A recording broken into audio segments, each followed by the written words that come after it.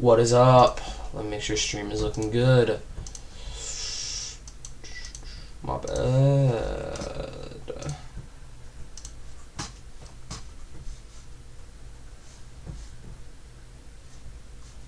Did the stream stop?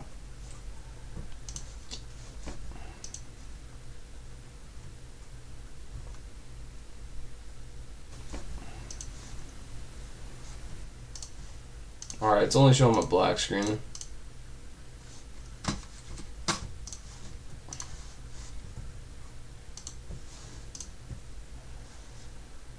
Okay, cool. Here we go. I'm switching it back just so I could... Here we go. I'm switching it back just... Alright. We're good. We're good. Let's get this shit crack-a-lackin', homie. What are we watching? What are we watching? We're watching some shit today. Don't fucking care what. We're watching some shit.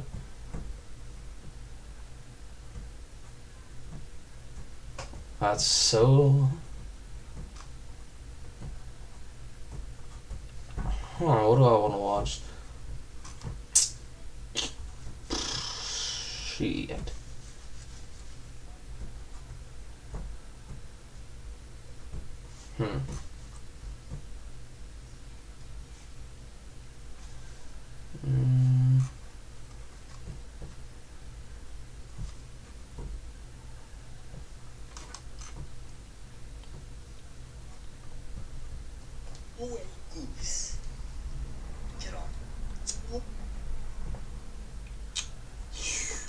But that.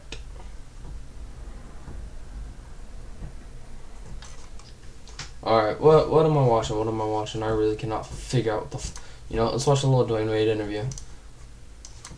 I don't know if this is the one where he discusses wine or not.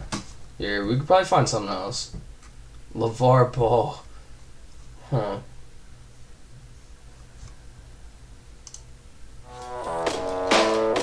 Hey, look, you put the camera on me. I want to say Chris looks like Tommy Lee Davidson. A tall Tommy Lee Davidson.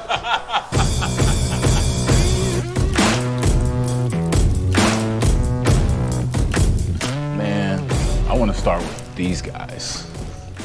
I mean, we all have a connection, you know, to this city, to each other in some kind of way.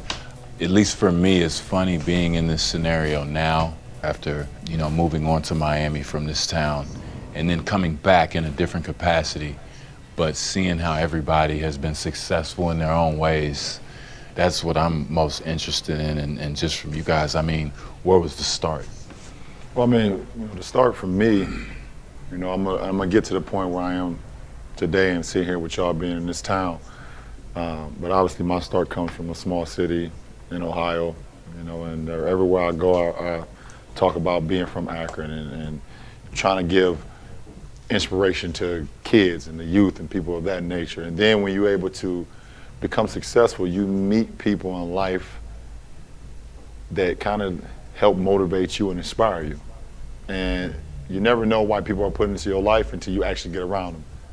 And it puts me in this position today where I'm sitting with two of the I don't know why, guys but Chris Bosch just sits like he's gay. You know, ever encountered with, spend time with, done things obviously. He just does. I love Chris Bosch. People know about and some things that people don't know about. I don't know what normal dude just relaxes like. Inspired each other, and then you sit back and just say, that's just. I'm truly It's not blessed. normal. And you know, you at this table right now. I just like to say, just based off your attire, you're like the Lawrence Fishburne interviewing. I'm just gonna preface with that, and then I'm just gonna go into, you know, for me, like, I mean, how we all got here was. Shit, I don't know what I want to watch. Fuck. I can watch a lot of shit. I've already seen this. Fuck. I need to start playing what I watched before. That's on me, but fucking goddamn. What's trending looking like?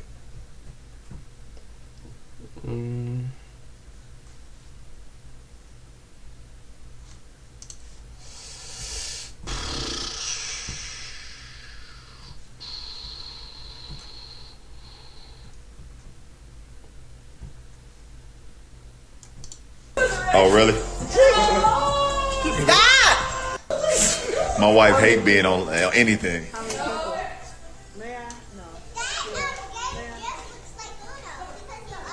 What'd you say, boo?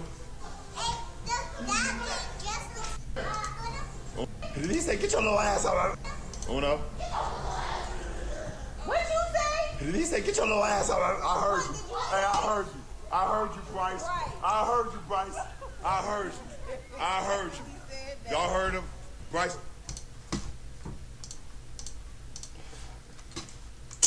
Fuck, I really don't know what to watch.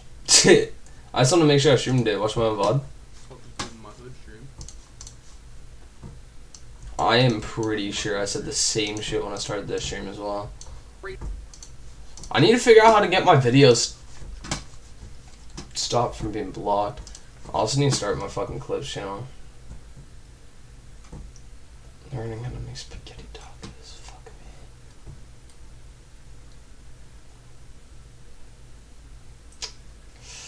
I don't know if I even want to watch that, to be honest. I really do not know what to watch. Me Esmeralda. Spits and You're bars. online searching for tight beats, and that's a huge mistake. Let me explain. This is a When platinum. someone claims my fucking video. Okay, let's get the fuck out of that.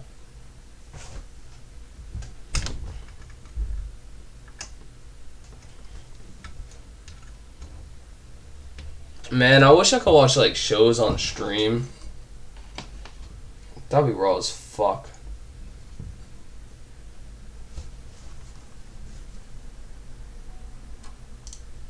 Austin Hero. Without the waste. Is he the one that makes videos? Drink like you care. Or am I tripping? I'm pretty sure it's the other one that makes videos. Simple and beautiful design. Austin Hero, let me see this shit.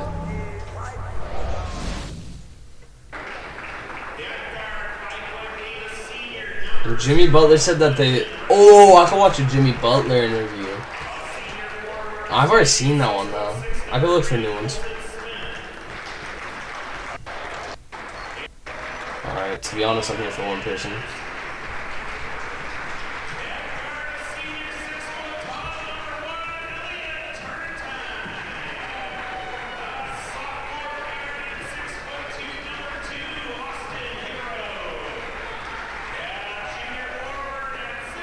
He's kind of tall.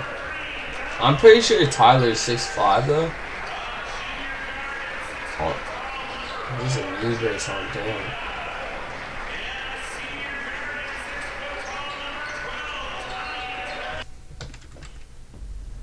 I've always loved sci-fi. Come on. And the idea of being right on the edge. We're just gonna watch NBA shit tonight, to be honest. I think that's allowed. Okay, here's Austin. He has to play with the mask on?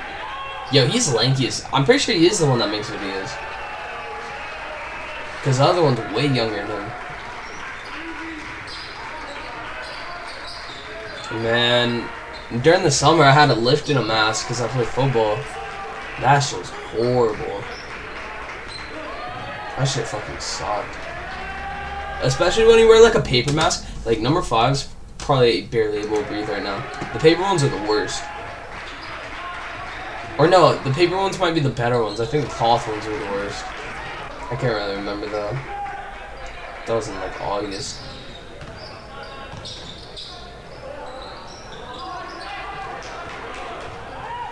I want to see Austin Hero get a fucking bucket.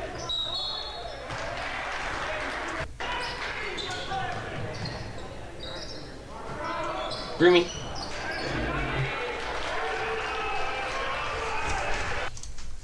Oh shit. Oh, there it is. He's way lankier than his brother. Unless I'm just tripping. Oh, that was a dime. Sheesh. Alright, let's watch a Jimmy Butler interview.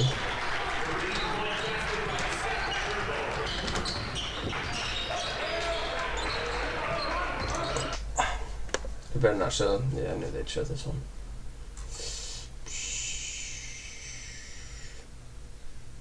I actually don't remember watching this. I'm gonna watch this one.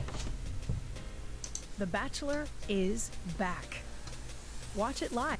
All right, let's welcome. He might be ass, but Tyler Hero's having a good ass season. Tyler Hero. Tyler, what's good, man? How you doing? Thanks for having me on. Our listeners, by the way, have been asking for you for months now, so we're very excited. I know the listeners are excited to hear from you too. Yeah, I'm ready. Bro, JJ Redick's podcast, I gotta give that shout out. JJ Redick's podcast is fire. Probably the longest rookie season in NBA history. Actually, it had to have been the longest rookie season in NBA history because you started training camp last October and you finished the NBA Finals in October. Right. What have the last 2 months looked like for you? I know, judging through your Instagram feed, it looked like you spent some time in Turks and Caicos on vacation. But I know you're a gym rat. So what does the last 2 months look like in sort of preparation for what's coming up? Yeah, I took a couple days off. Well, I took like a week off, but I went home, saw my parents, my brothers. Then I did go to Turks for a week, and then once I got back from there, I just got back to work, and ever since then, just trying to get back and getting ready for the season, gearing up. It's starting soon. When did the tattoo happen? Right when quarantine happened, actually, like right when the season shut down. Okay, so this I didn't think he had any tattoos. You had this in the bubble. Yeah. And it's no work, no check. Pretty self-explanatory. Right. From someone who has a sleeve tattoo, I'm gonna co-sign this one, Tommy. I'm gonna co-sign this one. Appreciate it. Wait. Speaking of tattoos, we have to ask this, Tyler. Duncan, one of our correspondents on the show, and he came on the show and asked JJ whether he should get a sleeve. Oh God, no! If Duncan got a sleeve, that shit would look weird. He was talking about it. Yeah, I think he has not gotten. What is your feeling on this? I would love to see Duncan with the sleeve. Like, nope. I think Duncan needs to step up just his overall sort of vibe. You know what I mean by that? Like he's got this vibe of like being this really nice, kind of dorky kid. I'm not knocking. All right, I'm gonna let this play through, but I'll be back in like 1 second. I just need to do my laundry. He needs to just like get a little bit more street cred. Yeah, for sure. I tell him that all the time. Like, I think it was the game in the bubble. He hit like 8 threes. I'm like, he didn't post anything or say anything to anybody. I'm like, do something, bro. Like, build your brand a little bit. Like, you're good.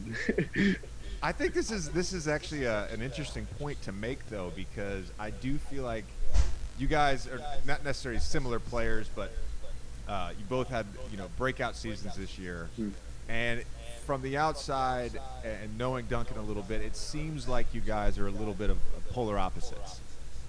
Yeah. I mean, we're really cool on the court, and when we see each other, like we're really cool. We will hang out off the court, but we definitely go our separate ways. We are interested in different things, I would say, but I mean, we are cool, and we have a great relationship, and we've been playing together ever since I got drafted into the summer league, and ever since. So it's been good and really fun to play with him. Who wins in a shooting contest? It depends on the day. I mean, if we're just catch and shoot spot up, we're pretty even. But he's like you. When you can start running off screens, I still got to get better at that.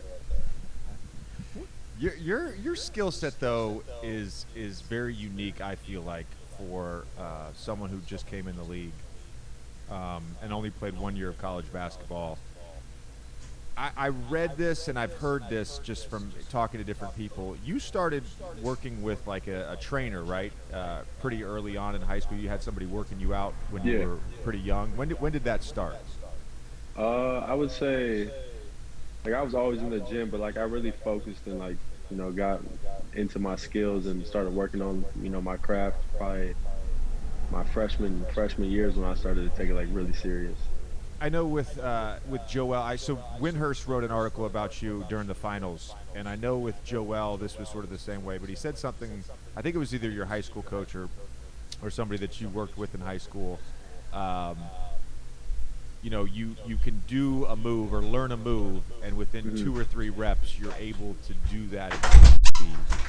Joel was the same way. Does that many guys are like this. And we've talked about this comedy on the show, but it seems like the young players coming into the league now are light years ahead of where my generation was in terms of those skills, in terms of those, the dribble skills, the footwork. Does he mean like NBA readiness? Video went viral the other day of you doing the Chris Paul spin fadeaway.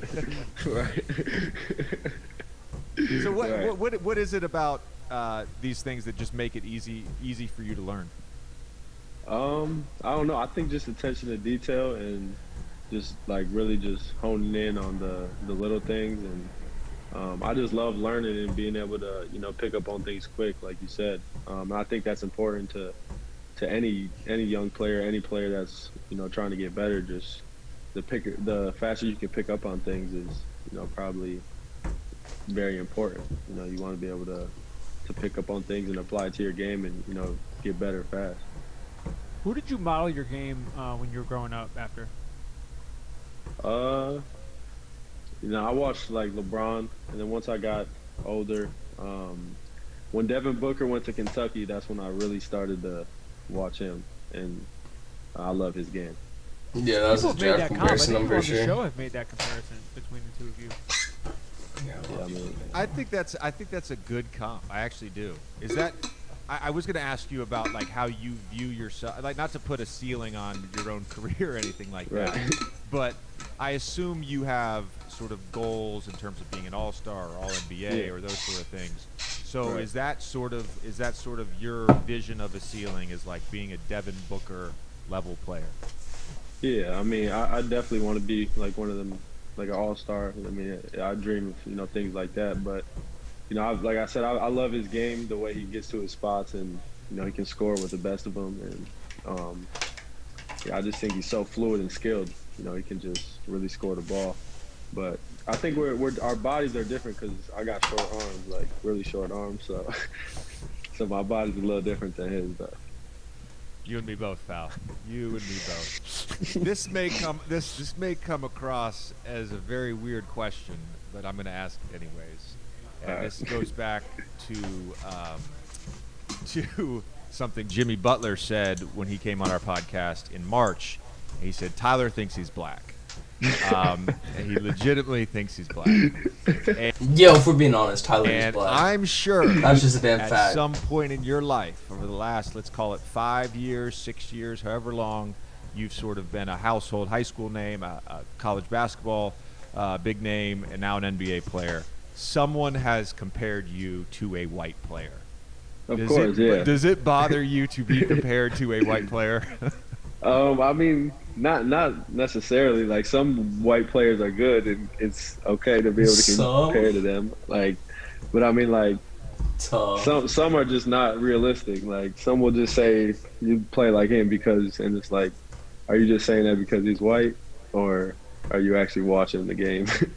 Well, I mean, I've seen in some comments that there has been a very brief comparison. Let's say like Tyler Herro to me, right? Yeah. We're both white. We're both around 6'4", 6'5". We both have the aforementioned alligator arms, and we both can shoot the basketball. But I think, I mean, I'm gonna be honest with you. Realistically, that for me at least, that's where the comparison ends. So it would not offend me if you said that you were upset if people said, this guy plays like JJ Redick. If we're being honest, I mean, JJ Redick's just kind of like a...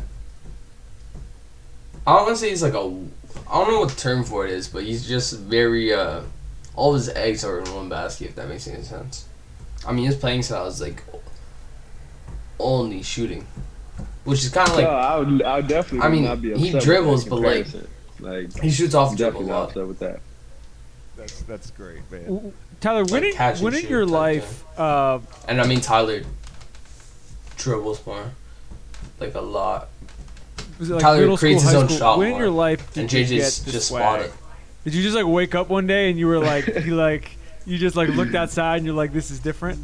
Nah, drip shows, I think, I don't know. I feel like I've always been like who I am. Shit, okay. Always been dripping. Listen, from the outside at least, from the outside, Can't relate. I feel like you are one of the players that I'm extremely jealous of because, like, whatever anxieties I have about putting myself out there and posting stuff on social media, like, you just don't give a fuck, you know, like, and you're out there, and this is a compliment, man. You're out there living your best life, and it's beautiful to watch. It's beautiful to watch. I appreciate that, but I mean, I don't know. It's not that I don't care. It's just like, for me, the work always comes first. So like, if you're taking care of the business and you're doing, you know, your work and you're still focused and doing, you know, taking care of things that really matter, you know, family,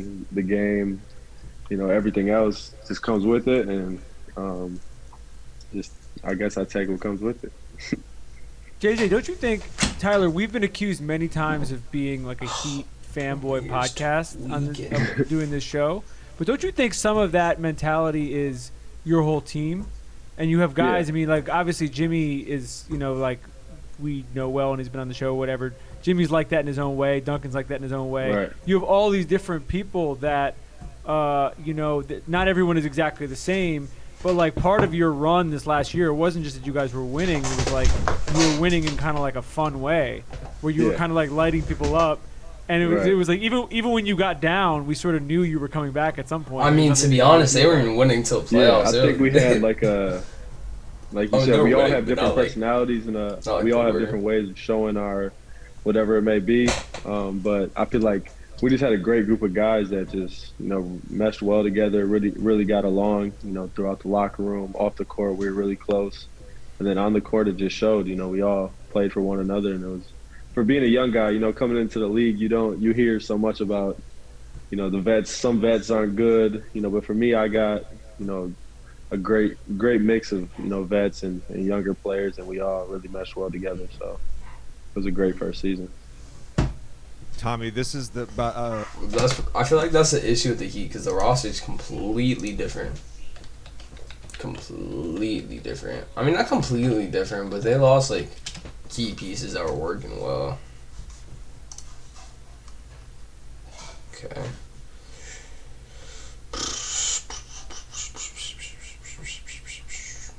I also forgot about their power forward problem.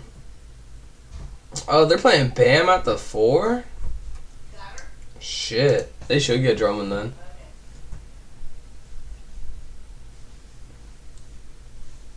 I don't know. I don't know what's not working about this team, but it's something. I mean, they also just had a shitty ass start. My Heat and my Bulls are right next to each other.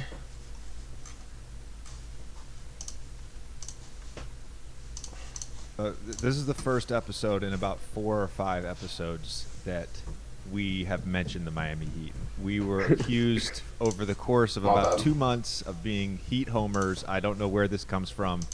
We were accused of being a Miami Heat podcast at one point because we talked about the Heat so much. Wow. I do. To Tommy's point, I do feel like it is such a the Heat were that team though, guys. A unique mix of players, in that everybody has like just this insane work ethic on their own. Right. And I'm wondering, in your case, where that come from. And you said earlier, you know, you've always been that way, but that had to have come from somewhere. That come from your parents. That come from somebody you grew up with. Yeah. Where did that come from? Definitely from my parents. You know, my dad always had me, you know, working hard, whether it was basketball or not. It was, you know, you're gonna work hard. But I would say when I really like basketball wise, like I said, I started taking it serious freshman year, sophomore year, got more intense each year. But like senior year when I didn't make the McDonald's All-American game, that like hurt me the most. That was like the thing that hurt me in high school. I was Bro, the McDonald's All-American game nowadays is L. Melo wasn't even in that shit. I understand he was like, I mean, at that point in time, that was off his Spire season. Yeah, but off his Spire season, he was like, ever since I didn't make it. He was highly ranked. Am I tripping? All I know is his draft stock went down like. No, I can't Google that anymore. But he was a that game, I projected went like to the second gym round at, talent like, when he went to 5, 6 fucking a.m. every morning Lithuania. until I got drafted. Did Jimmy make you go to the gym with him at 4 a.m. ever? 5 a.m. was the earliest. We woke up at 5 and we went to the beach. We're throwing medicine balls around on the beach. I'm like 5 in the morning. I actually think I remember that post that he put up of you guys. You guys were like on like a sand volleyball court or something like that. Yeah. How important was him for you this year? Because it seemed like he took you under his wing from the jump, from the get go. Yeah. Like he reached out to you and kind of took you under his wing. Yeah. Well, how it went down, I actually reached out to him when we signed him or traded for him, and then I just hit him up and just told him I'm willing to work with him whenever. I want to get some work in and get better. And he was like, "Yeah, come down to Chicago and we'll work." So I came down there, and that's when we woke up at 5 and we were on the beach throwing medicine balls around. But I leaned on him so much my rookie year. Just being able to lean on someone like him who's seen everything, who's been through it all. And then we built such a great relationship. And for being a young guy, for me, it was just in the playoffs, I was, just trying to play for him. And I know he's always been that guy that people talk about as a bad teammate and stuff. But that's like the complete opposite of who he actually is. So just being able to play with him my rookie year was. Yeah, that's kind of what I want to watch. I want to see people calling Jimmy Butler a bad teammate. Let me see if it's.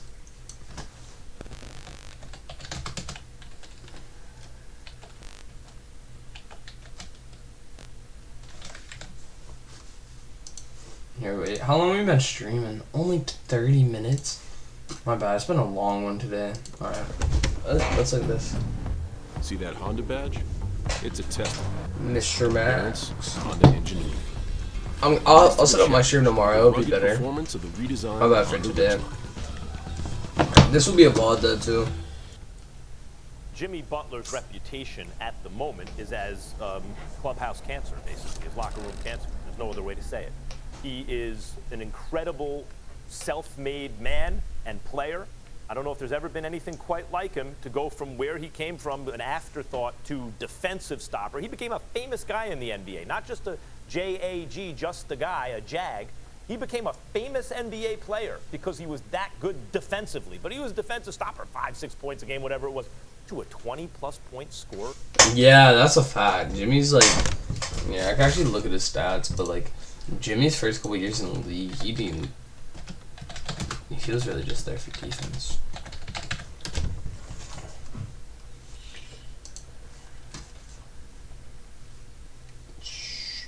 Jesus Christ.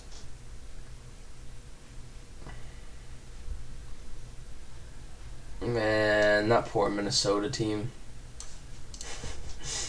I don't know why it says TOT. That's tweaking me out.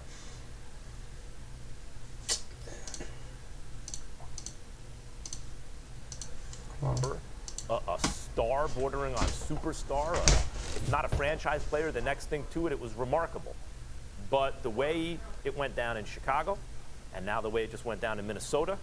Chicago is not his fault, though. It just didn't work out. Then they traded him. Then Dwayne Wade was like, shit, I'm not staying. Boom. His reputation right now is careful with your team chemistry. Stephen A., he's a perfect fit in Philly. If the idea is the Philly fans are impatient, bitter, and highly critical, because that's a perfect match. In terms of the team itself, they got the best of the deal because they got the best player in the deal. Sixers still need shooting. Butler better have a good year shooting the ball. He's an okay shooter, not a very good one, and we know Simmons doesn't shoot at all.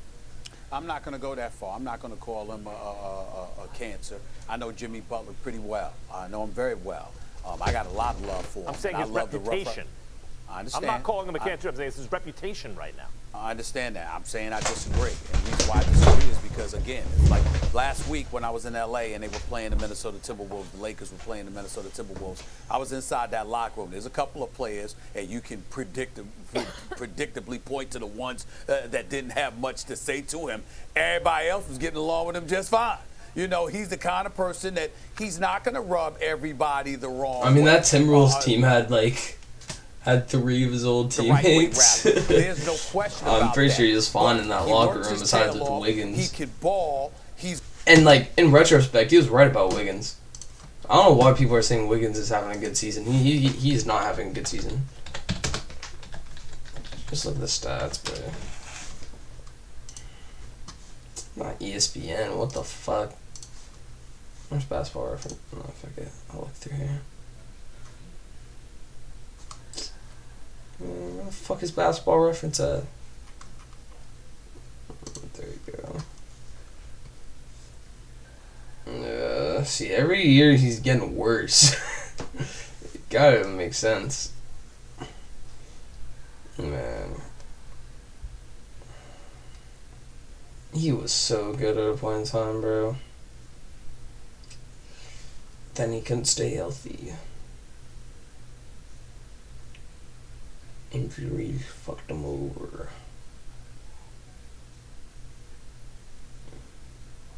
Damn, I didn't really see him play 12 games last year. Shit. Oh no, that Warriors team is fucked He's a rough up though. rider. He's not scared of anything, and he doesn't tolerate individuals that don't have that same mindset. If you're going to go out on the court and you're going to be a softie, or you're going to be fixated on your money, or you're not going to be committed to winning, he's going to have a problem with you. And it's not like he's some temperamental dude that's causing problems just because he got an attitude. He wants to make life for you uncomfortable if he believes you are a person that doesn't contribute to winning. Now let's juxtapose that, or let's take that, Max. Let me bring up somebody like Michael Irvin. Michael Irvin is a guy that was considered the ultimate teammate. People loved Michael Irvin. Do you know what a nightmare Michael Irvin was to guys that weren't committed to winning? I wish he was here right now so he could tell you himself. Do you know that when Jimmy Johnson came on board and he talked to Michael Irvin and he said, what do we need to do in order to win here? Michael Irvin sat up there and said, you really committed to this? Get rid of this guy.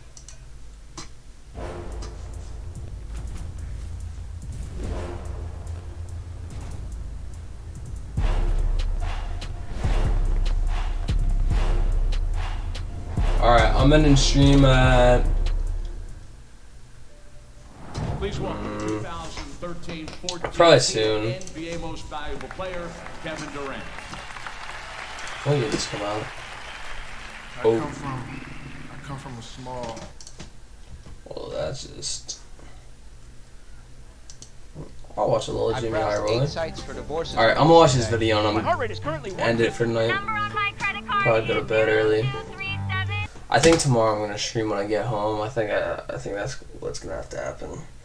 Or I'm just gonna start editing when I get home, so I can make fucking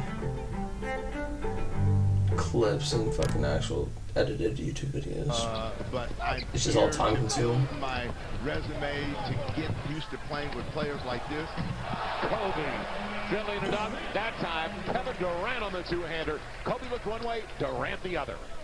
Durant trying to spin over, and what about the baby? Damn, he's like that Kevin good. Durant showing the repertoire, the full arsenal early. After practice, and in little groups all around the gym at the Cox Pavilion. The three from Kevin Durant. And Anthony are the guys that are making shots for Team Blue. Durant showing his athleticism.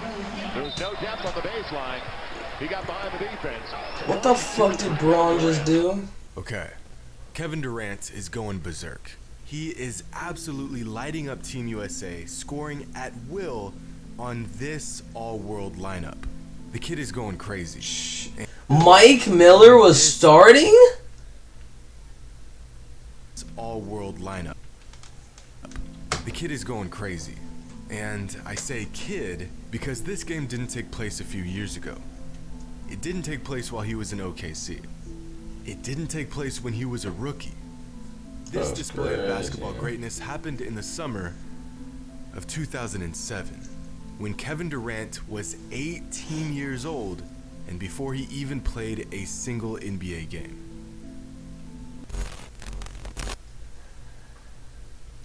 In 2007, the NBA looked a bit different than it does today. Dirk Nowitzki was the league's most valuable player. The Phoenix Suns had the NBA's most lethal offense, the average NBA team. What, 5 seconds or less offense or whatever it was? 6 3-pointers a game. Let's just wait. I actually want to check back on those league standings real quick just to see how different it is.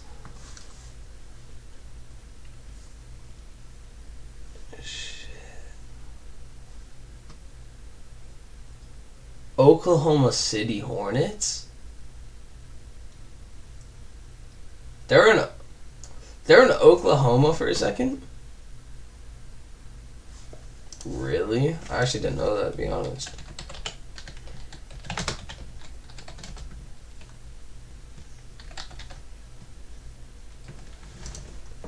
I knew they were in Charlotte and in oh shit. Oh, what the fuck? Really?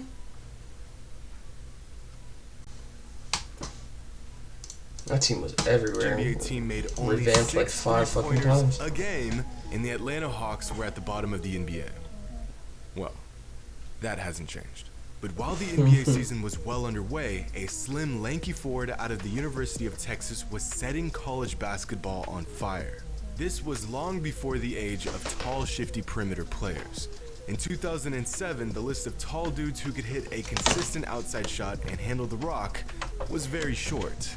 In fact, the list was so short that the idea of getting your hands on such a player was a long shot. It was something NBA teams were those players didn't exist. To build their entire team around. I mean, the three-point aspect of the game is completely different. A tall, pure scoring forward with an outside shot was like finding a needle in a haystack. It was nearly unventured territory. Lil Dang's taller than 6'9". And then a teenage Kevin Durant.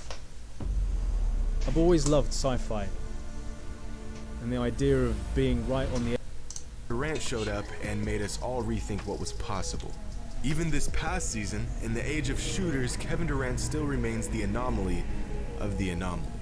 While playing in his first and only season in college, KD had a skill set that had NBA teams scrambling to not only acquire him in the draft, he had the entire league reevaluating what they were looking for in a player.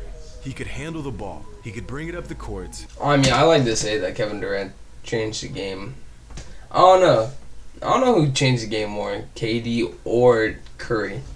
Because when KD played, it still wasn't as much of a three-point oriented game. But, I mean, now if a 7-footer can't shoot a little bit, it's frowned upon. I mean, look at James Wiseman. James Wiseman, his only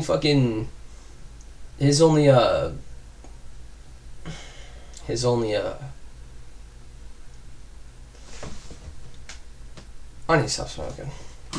He was an ultra-elite scorer on all 3 levels while leading the conference in rebounds, blocks. His only draft issue was he couldn't shoot. That was actually frowned upon. Because a 7'1" inside big can't shoot is actually a big deal now. Conference tournament by averaging 31 points and 11 rebounds a game and earning NCAA College Basketball Player of the Year, the first freshman to ever win the award. Durant was a proven talent on one of the biggest stages, and the next stop in his basketball journey was the NBA. But before KD would ever play a single game in the NBA, he had to make a quick Let's get a rest in peace for the Seattle Supersonics real quick. Returning soon though. Detour. A since forgotten game against Team USA basketball and the best basketball players on the planet. By the summer of 2007, many players that would eventually become Durant's peers and rivals were already well on their way to becoming all-time greats. Melo was averaging nearly 30 points a game. LeBron was a 3-time All-Star who was putting up 37 and 7 a night with a finals appearance under his belt. And Kobe, with maybe the most ass team of all fucking time. Was Kobe. In fact, the youngest player on the Team USA roster was a 21-year-old Dwight Howard. 1 year in the league? For just a few weeks, Team USA coaches decided to give the 18-year-old kid out of Texas a shot and suit up with the team to showcase his abilities. Or, the more likely scenario, sit on the bench in awe of the NBA's best talent. Since the inclusion of professional basketball players in 1992, of the hundreds of players who have played for Team USA basketball, Kevin Durant is by far the youngest player to ever suit up for the men's senior team. Durant wasn't even supposed to be there. These were scrimmage games to get Team USA prepared for the men's FIBA World Championship that summer. Durant was such an afterthought in the program that he came off the bench. The Kevin Durant came off of the bench in a basketball game. In the 1,165 officially recorded basketball games Kevin Durant has played in, he has started in 1,159. One of those 6 games he didn't start in his entire basketball career was this USA scrimmage in the summer of 2007. He's playing against the best players in the world. He hasn't even played a minute in the NBA, and he's coming off the bench. I mean, come on. How much damage could the kid do? Good exposure for Kevin Durant. Fuck, go ahead and pause that, read that. Always loved sci-fi. I see this commercial 4 times today. Being right on the edge. I mean, It's a dream come true, Durant said. I've been watching and loving their games for 3-4 years now since they got into the league. Since they were in high school and college. Just to be out here, and having them teach me things is a blessing. Just happy to be here. The NBA's best, and he has yet to play his first regular season game. This will tell him just how much work is ahead of him. And, he's a very humble, hard-working guy, so he's just happy to be here. He said, look, I root my teammates on. I'm just happy to be involved in the experience. Used to playing with players like this. Kobe dribbling it up. That time, Kevin Durant on the 2. Darren Williams leaves it off. And Kevin Durant. Darren Williams, Jesus. The most effective, the fuck is he doing now? Last team I saw him on was the Cavs. Kevin Durant, the quick release. The year they lost in the finals, I think. Now they... And it's blocked away by Battier. I don't think that was 3-1. Get up the floor quickly, try to make some plays, steal Durant. Man, when he came in the league, he was probably so fucking scary. Oh my gosh, imagine you come into a league where it's all inside and mid-range and just fundamental good basketball. Then you see this lanky 7-footer that could fucking shoot anywhere he wants and can dribble and is athletic as fuck. And I mean, at this point, I don't know if Kevin could really defend, but he's a good defender now. I mean, good. In a game where Kevin Durant was just happy to suit up, he ends up stealing the show as an overwhelming offensive weapon, scoring 24 points in just 25 minutes, with 18 of those points coming in the second half alone, all while being guarded by LeBron, Tayshaun Prince, and Shane Battier, 3 players who would make NBA offensive teams the next season. Now, this was... He was in the league at this point in time? Game. Although the outcome technically didn't matter, the intensity was as high as ever. Kobe said, "It's extremely competitive. Everybody's still having a good time and enjoying themselves, but really going at each other. And I think that's what's really going to make us better and help elevate our level." LeBron commented on the elevated competition by saying, "Everybody came to compete. There was a lot of competition out there. It was probably..." Can we get a shout out to Jimmy High Roller real quick? His videos are so well put together, it's not fucking funny. Better than an all-star game. And Jason Kidd summed up the game with one simple sentence: "I didn't come here to lose." This was an all-out battle, and Durant came locked and loaded. If anyone wasn't sold on Durant after his historic season at Texas, they were all in after this game. And it wasn't just how much he was putting the ball in the hoop, it was the way he did it. Scoring from the low post, jump hooks, mid-range, and three-pointers. All of this while sharing the ball with the league's 2 best scorers in Carmelo Anthony and Kobe Bryant. Durant had limited opportunities to make an I'm about to say that ball rotation's so fucked. He spent his introduction to the NBA's best players by giving them I've always loved sci-fi. Holy fuck! Being right on the edge. Buckets for 25 minutes. But this version of Durant is very different than the one we see today. His handle wasn't as tight. He wasn't as confident in his bag.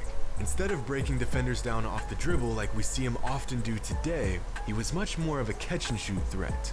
He was a nervous 18-year-old playing with the players he looked up to. But the most glaring difference from this KD and the one we've become familiar with was his height. When KD came into the league, he was listed at 6'9". Fast forward Nice. 13 years, and Durant is a legit. Oh, God. I mean, we all know about the KD height scandal bullshit, but 7-footer. The common explanation is that he lied about his height because he wanted to play on the perimeter and not be a player instead of being a stuck in the center. post. But when you watch clips from this game, Durant is noticeably shorter than he is today. Here's Kevin Durant, right next to LeBron. KD almost looks shorter than him. Here's Durant next to 6'8" Shane Battier. Kevin Durant looks like an average-sized player in 2007. Here's an article saying that KD was 6'7" in his senior season in high school. Compare these clips to his stature today, where Durant is the tallest player on the court 90% of the time.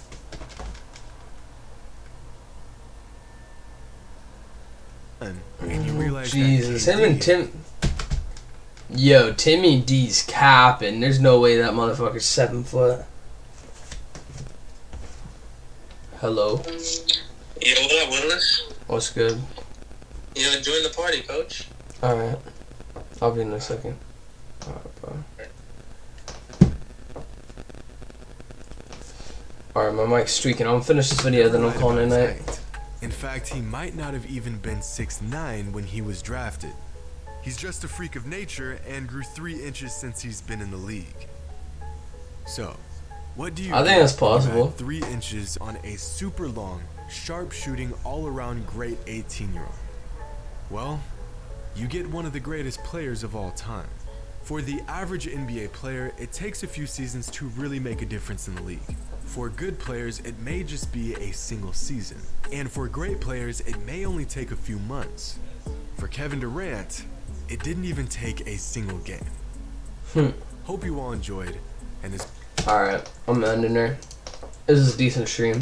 The VOD will be uploaded by tomorrow. Good night, stream.